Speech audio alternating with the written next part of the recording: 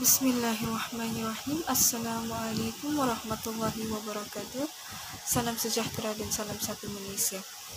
Wanita memang memiliki beragam karakter dan sifat. Wanita dalam pandangan Islam adalah makhluk yang mulia yang diberi syariat agar dirinya terjaga dari segala mara bahaya. Wanita juga dipandang sebagai sosok yang lemah, yang memerlukan seorang lelaki untuk membimbing dan melengkapinya. Tetapi wanita zaman sekarang semakin menjatuhkan martabat mereka sebagai seorang wanita. Sebagai contoh, memandang seron terhadap kewajiban menutup aurat, tidak menjaga percakapannya seperti mengumpat, dan tidak menjaga pergaulan antara ajnabi. Nabi Muhammad SAW dahulu bersusah payah mengangkat martabat kita sebagai seorang wanita. Tetapi sekarang dengan senangnya wanita zaman sekarang menjatuhkannya. Cakap pasal Nabi Muhammad mengangkat martabat wanita, ada sebuah kisah sebelum kedatangan Islam di mana masyarakat Arab pada zaman jahiliyah sangat benci akan wanita. Bahkan mereka berasa malu jika istri mereka melahirkan bayi perempuan. Justru mereka menanam bayi perempuan hidup-hidup dan membunuh hanya kerana berasa malu dan tidak mahu dihina orang lain. Allah Subhanahu wa Ta'ala merakamkan keadaan mereka dalam Al-Quran dalam surah An-Nahl ayat 58 yang membawa maksud, apabila dikabarkan kepada mereka dengan kelahiran anak perempuan, maka berubahlah wajah mereka menjadi warna hitam kerana menahan kemarahan. Lalu disembunyikan perkara itu. Berita itu disebabkan buruknya perkara itu. Justru dia berkira-kira sama ada untuk menjaganya dengan penuh kehinaan atau mengumurkannya sahaja. Alangkah buruknya apa yang dilakukan itu. Seperti kita yang dengar sebentar tadi, kita dapat menggambarkan betapa hinanya wanita di mata masyarakat di zaman jahiliyah dahulu. Tetapi setelah kedatangan Islam, wanita diangkat ke martabat yang mulia di sisi Allah dan Rasulullah SAW. Peranan dan kedudukan wanita lebih jelas ketika Islam memegang tampuk pemerintahan di Madinah.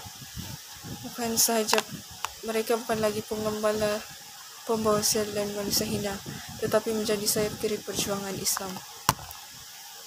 Di posisi perjuangan Islam di bawah Rasulullah SAW, golongan wanita banyak berjasa dan berdiri teguh di belakang tentera Islam. Betapa tingginya martabat seorang wanita sewaktu zaman dahulu. Rasulullah SAW bersabda, dia membawa maksud setiap pandangan kepada lawan jenis sehingga merangsang syahwat adalah zina. Seorang wanita yang memakai wangian kemudian melalui satu kumpulan lelaki telah dianggap berzina. Riwayat Tirmizi. Seorang wanita mudah masuk ke syurga dengan menjaga beberapa hal ini, iaitu menjaga solat 5 waktu dengan solat pada awal waktu, solat sunat rawatib sebelum dan selepas solat, zikir dan wirid selepas solat. Yang kedua, berpuasa di bulan Ramadan. Yang ketiga, menjaga kehormatan diri. Bahagian yang paling ditekankan di sini adalah bahagian aurat. Menjaga tingkah laku dan menjaga batasan antara pergaulan. Hati Anda seiring dengan hijab Anda lebih mudah menguasai apabila hijab menguasai ruang aurat Anda. Yang terakhir, taat kepada suami. Ini khas kepada yang telah berkahwin. Yang masih belum berkahwin, jaga yang ketiga-tiga sahaja. Itu sahaja. Wanita zaman sekarang, terutamanya remaja perempuan zaman kini, ingin glow up sehingga membuka atau menayangkan aurat mereka dan lalu lupa perkara yang paling penting, yaitu menjaga aurat. Jika ingin merubah diri kita kepada yang lebih baik, hendaklah kita mengubahnya seiring dengan akhlak dan kehormatan kita sebagai seorang wanita. Semoga mereka mendapat hidayah daripadanya. Sebagai manusia yang bergelar wanita, hendaklah kita menjaga kehormatan diri kita. Islam itu sangatlah mudah, hanya daripada diri kita sahaja yang merumitkannya. Wanita, jagalah auratmu sebaik-baiknya agar kita terlindung daripada azab api neraka. Apabila kita jauh dari azab Allah, maka keluarga kita juga akan terlindung. InsyaAllah, ingat, iman seseorang itu bagaikan sekuntum bunga. Jika kita siraminya dengan kebaikan dan taubat secara berterusan, maka tumbuh suburlah bunga itu. Jika tidak, maka bunga itu akan layu.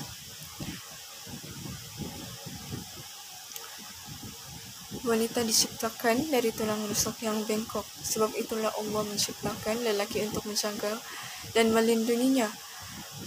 Allah memerintahkan lelaki untuk memuliakan istrinya dengan cara kasih dan sayang dan kesabaran.